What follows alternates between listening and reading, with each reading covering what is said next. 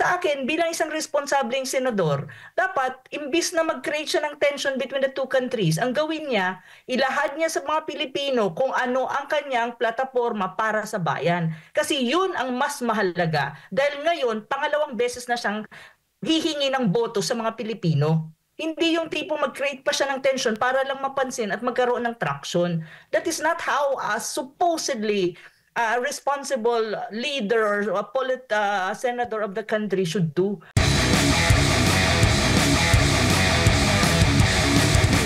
Well, I think may kinalaman yan doon sa Senate hearing ni Senator Tolentino na parang at saka yung mga reports after the hearing ng yung Senate hearing na yun na sinasabi niya na parang tawag nito at saka yung statement ata ni Jonathan Malaya ng National Security Council na parang nakikialam daw ang China sa midterm election natin. Sa akin kasi ang tanong ko lang kasi dyan, when it comes to these things, kasi these are allegations and accusation against another country, tapos ang alam ko naman kasi sa China, or ang China, strict sila dun sa tinatawag nilang non-interference in the domestic affairs of another country. Kasi as far as they are concerned, ayaw din nila na pinapakialaman sila domestically ng mga ibang bansa. So sa akin, alam ko yan at parte yan ng kanilang policy, parte ng foreign policy nila. So ang sinasabi nga nila, wala silang pakialam sa eleksyon ng Pilipinas,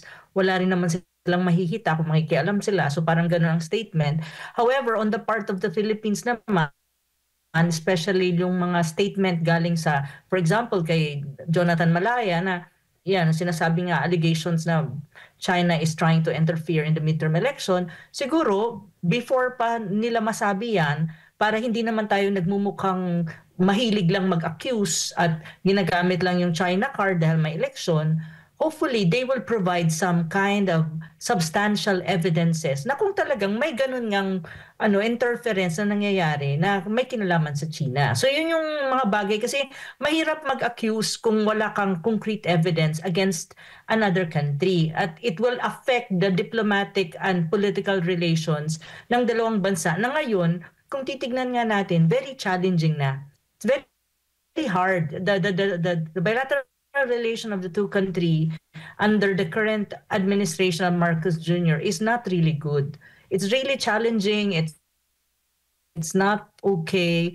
So kung may mga ganitong allegations pa at may mga ganitong mga statement coming from government officials ng ating side, it will not help mitigate the already not so good bilateral relation ng dalawang bansa, may it be especially diplomatically and politically, na it impacts actually economic-wise, nagkakaroon ng ng impact yan sa economic cooperation at saka ties ng dalawang bansa, and it affects the Philippine economy. And on the other hand, it also impacts what you call magandang people-to-people relation ng dalawang bansa, na kung saan isa dyan dapat na nagbe-benefit tayo is yung turismo. Opo. Yes, Prof? Mayroon kang ganitong mga xenophobia na nangyayari. Opo. Kung hindi nangingialam itong China, nangingialam o hindi man nangingialam, ano naman ang masasabi niyo po doon sa mga politiko na ginagamit naman ang isyong ito para sa halalan? Kasi may binanggit, ang sabi pa nga niya dito, and I quote, ng isang kumakandidato, kung gusto niyo po na mawala sa atin ang West Philippine Sea at mawala ng trabaho ang libo-libong mangingisda, huwag niyo po akong iboto. Kung gusto niyo po na masakop ng China ang Pilipinas at gawin tayong alipin ng isang bansa na walang Diyos, huwag niyo po akong iboto.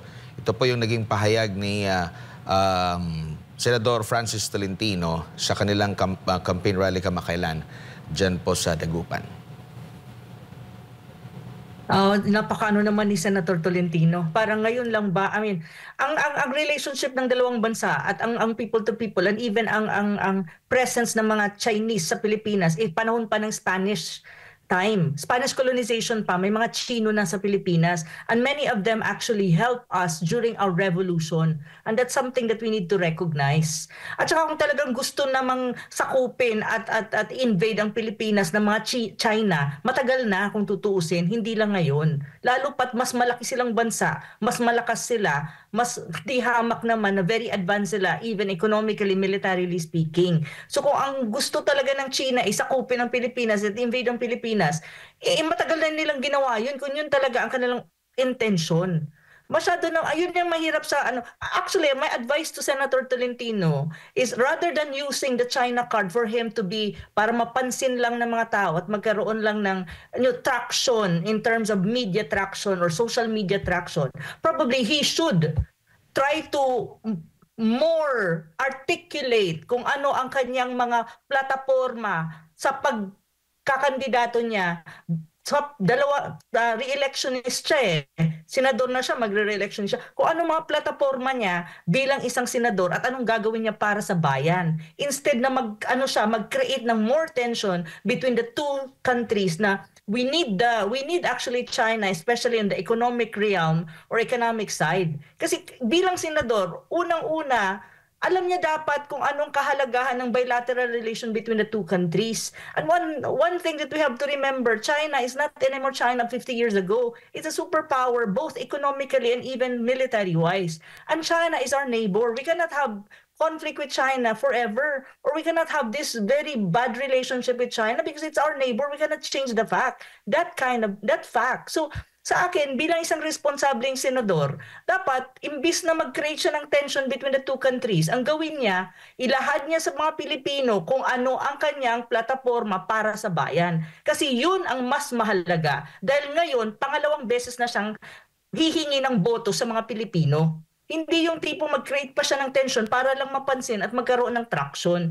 That is not how supposedly responsible leader or senator of the country should do. At kung mayroon siyang mga accusation against China, ilahad na yan sa proper venue with backup with concrete evidences para hindi tayo maging katawa-tawa as far as the international community is concerned. Yun ang payo ko sa kanya. Kasi ako, bilang isang Pilipino, boboto ako sa midterm election na to. At syempre, titignan ko kung anong plataforma nyo, hindi kung ano yung chika na sinasabi nyo. Bilang mga kumakandidato, mas interesado siguro ang mga botante dun sa kanyang gagawin sa pangalawang beses na hihingi siya ng boto sa mga Pilipino bilang tumatakbong senador. Yun yung advice ko kay Senator Tolentino. Mas interesado pa ako doon at ang mga Pilipino kaysa sa paigtingin mo pa ang tensyon, na very tension-driven na yung bilateral relation ng dalawang bansa, pinapaigting mo pa dahil lang sa eleksyon at ginagamit mo ang China card just for what? For you to be what? Para lang magkaroon ng traction at saka tingin mo, iboboto ka ng mga tao by using the China card? Not every Filipino, hindi naman mga bobong mga Pilipino, alam nila kung ano nangyayari sa Pilipinas at ano ang totoo. So yun lang ang advice ko kay Senator Tolentino. Boboto pa kapag nakita ko or nakita namin kung ano ang yung mga plataforma. Katulad ni Pastor Kibuloy. Makikita mo si Pastor Kibuloy kumakandidatong senador. Naninira ba si Pastor Kibuloy sa mga ibang tao or sa ibang bansa? No. Ang ginagawa ni Pastor, nilalahad niya ang kanyang mga plataforma, even any case mananalo siya bilang isang senador. Yun yung kailangan natin ng mga yun ang dapat nating tignan at pansinin ng mga Pilipino, yung naglalahad ng plataforma at hindi yung mga ganitong mga nagki-create palalo ng issue at tension, especially when you talk about other countries. Kasi hindi maganda yun at nakakatawa tayo sa ibang bansa. Yun lang po ang masasabi ko dyan. Opo, at maaayos pa ba ito, ma'am? Lalo na sa mga magiging at stake nito, lalo na sa ating ekonomiya, no? Sa mga economic policy po natin, considering talagang yung China and Pilipinas, magka-partner na yan sa mahabang panahon. And alam natin, medyo nagkakaroon na talaga ng lamat dahil nga sa hindi magandang foreign relations po natin dahil nga dito sa mga issue po na ito at ito pa rin yung patuloy na pinag-uusapan, yung sigalot dyan sa South China Sea, meron pa dyan sa Sandy Cay, tapos itong issue ng pangingialam di umano ng China sa halalan natin dito sa Pilipinas. Pero sa mga kapitbahay nating mga bansa, parang iba yata yung pinagtutuunan nila ng pansin, which is meron din silang claim, ang Vietnam, na sinasabi nga na mas marami pa nga ang isla na okupado po ng Vietnam dyan po sa South China Sea kumpara sa iba pang mga lugar talaga. Ang Malaysia, ang Cambodia, nabanggit ko kasi itong tatlong bansa na ito na kapitbahay po natin na miyembro po ng ASEAN ay binisita po ni President Xi Jinping ng China. At ito rin yung mga bansa na ito, parang heavily reliant sila sa kanilang export. Malaki din yung kanilang ine-export papunta doon sa Estados Unidos po. Ito na yung kanilang galawan. Parang hindi naman sinasabing na isasantabi kasi ganun din naman yung kanilang mga claims. Pero meron silang pwede namang nandyan yan, present yung claims nila. Pero meron pang mas malaking pinagtutuunan ng pansin nila na makakabenepisyo sa kanilang mga bansa na parang taliwas sa nangyayari po sa Pilipinas. Oo nga, yun tama ka diyan, Admar, no. Katulad ng ng Vietnam. Actually, ang may maigting talaga na historical na conflict, kung conflict ang pag-uusapan with China, is Vietnam. Kasi meron diyan silang border dispute before na na-settle na. So, kung history lang pag-uusapan, ang Vietnam and China talaga ang mas mahirap yung relasyon. But and may claim pa ang Vietnam sa South China Sea at may gitgitan din diyan. Pero if you really look at Vietnam, napakaganda ng kanilang foreign policy.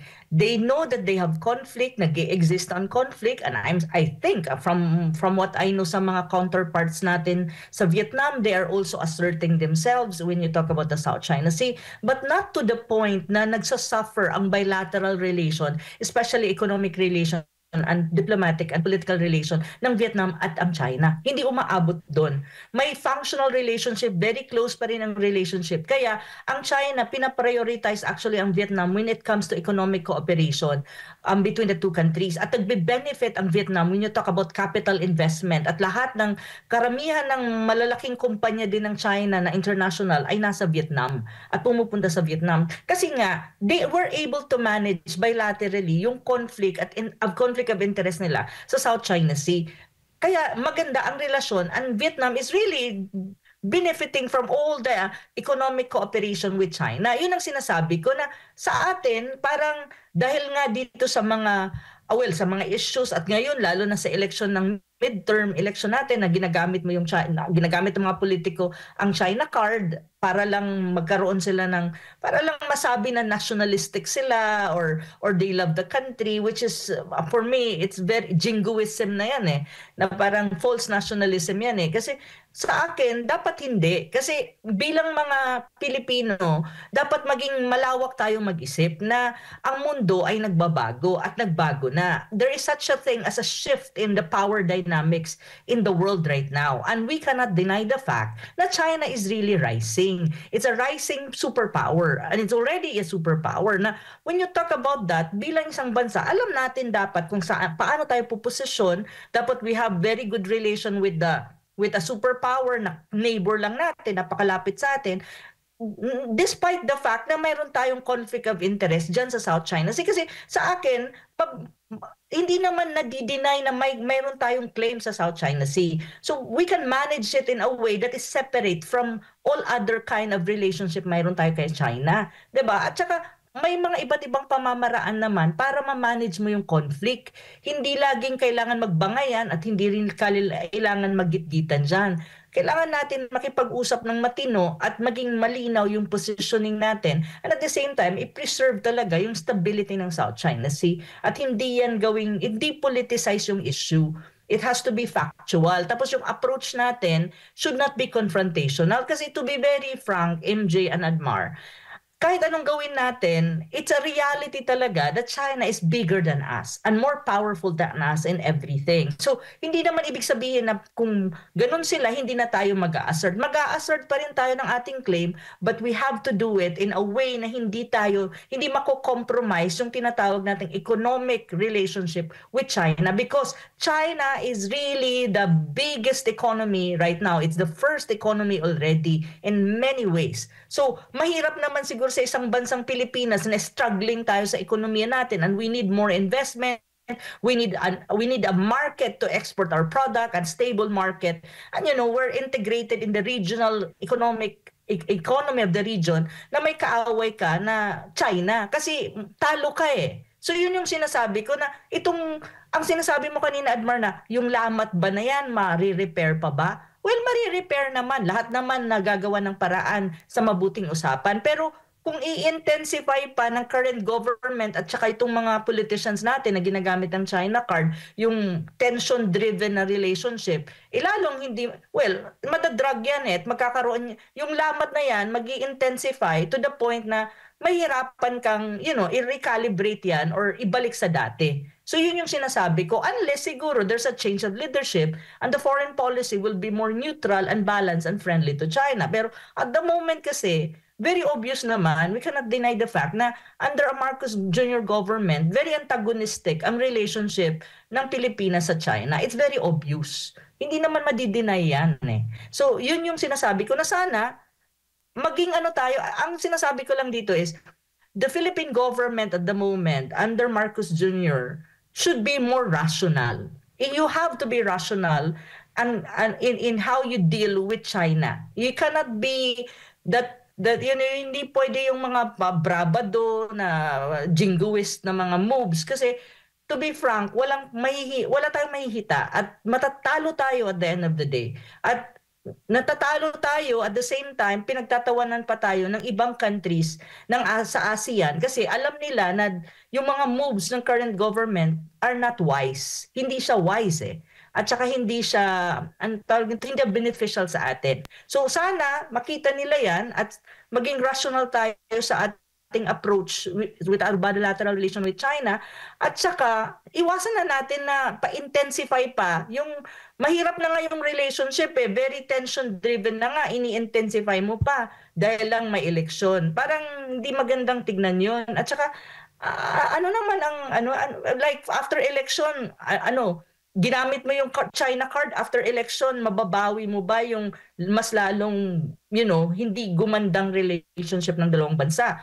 Ayun yun eh. Parang sa akin kasi, yung ating mga politiko, ang dapat nilang pagtuunan ay hindi yung sirain palalo ang bilateral relation ng dalawang country. Dapat nga, mag-isip sila ng paraan how we can possibly fix and repair our very bad relationship with China kasi we need a country like China really economic-wise, and at the same time, imbis na manira ka ng country, gawin mo na lang, lahad mo ang plataforma mo kung anong gagawin mo para sa bayan at anong magagawa mo at anong mga nagawa mo. Yung mga tulad ni Tolentino, yun yung dapat niyang gawin.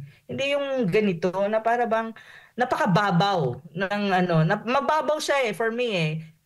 Senador siya, matalino naman siguro sa Tolentino, alam niya yung ibig kong sabihin. So sa akin, mas gugustuhin ko pang marinig sa kanya kung ano yung mga plataforma niya, ano yung nagawa niya sa 6 years niyang bilang senador, at ano pa ang gagawin niya. Mas magandang tignan yon. At paano niya i-fix ang very deteriorating Philippine-China relation. Because he knows, and I know, and we all know, that China is really a superpower already.